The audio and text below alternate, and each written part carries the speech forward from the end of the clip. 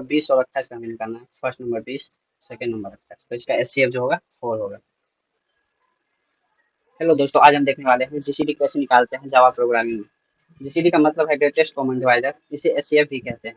दो नंबर का जीसीडी वो सबसे बड़ा नंबर होता है जो दोनों नंबर्स को बिना रिमाइंडर के डिवाइड करता है। ठीक है, ये वर्क कैसे करता है?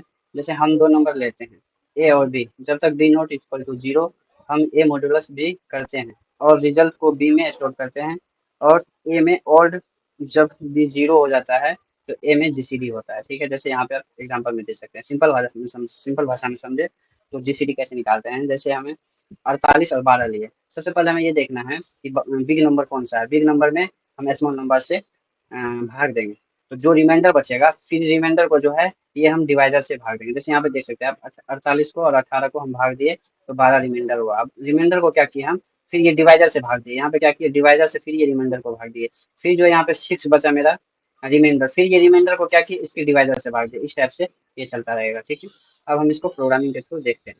यहाँ पे आए, हम यहाँ पे क्लास बना लेते हैं फाइंड जीसीडी। ठीक है, अब यहाँ पे हम मेन मेथड बना लेते हैं। मेन मेथड के अंदर दो नंबर लेते हैं, इंट num1 इक्वल लेते हैं 48, इंट num2 ले लेते हैं 34। ठीक है, इसका हमें जीसीडी निकालना है। सबसे पहले एक हम मेथड बनाते हैं, public static int find GCD value. ठीक है, इसमें दो वैल्यू पास होगा, इंट ए कॉमा इंट बी। ठीक है, यहाँ पे अब हमें कंडीशन क्या लगाना है, सॉरी यहाँ पे पोस्ट बंद होगा।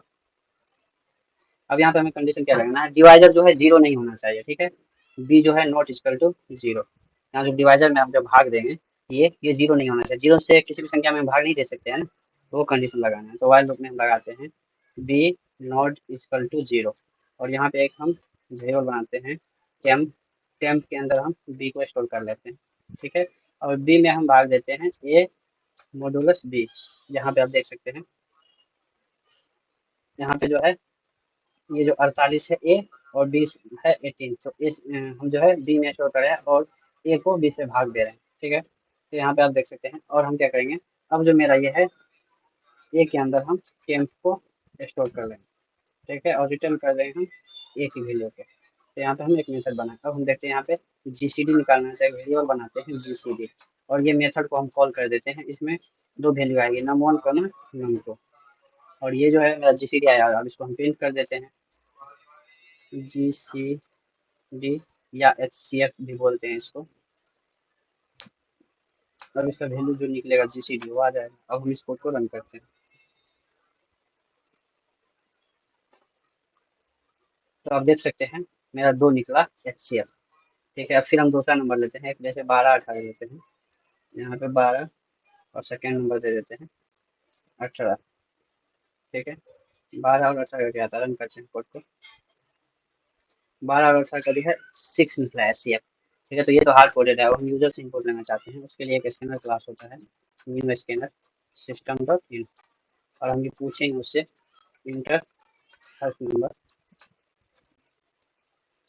फर्स्ट नंबर देगा, तो यहाँ पे हम अब रीड करना है नेक्स्ट इन। फिर सेकेंड नंबर पूछेंगे इंटर सेकेंड नंबर।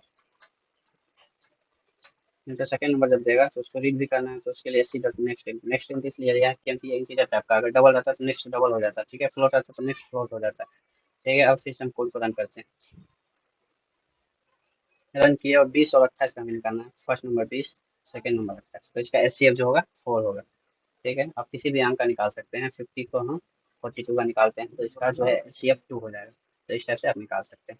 बस यहाँ पे सिर्फ कॉमन है, आप सिंपल भाषा में समझे तो जो दो नंबर लिए या तीन नंबर लिए जो भी हो, सबसे बिग नंबर देखेंगे और बिग नंबर में स्मॉल नंबर से हम भाग देंगे। तब तक भाग देंगे जब तक रिमाइंडर जीरो ना हो, और हमारा CF वही होगा जो लास्ट में डिवाइजर होगा। ठीक है, तो जितना रिमाइंडर निकलता रहेगा डिवाइजर से हम उसको भाग देते चलेंगे। ठीक है, ओके, थैंक यू।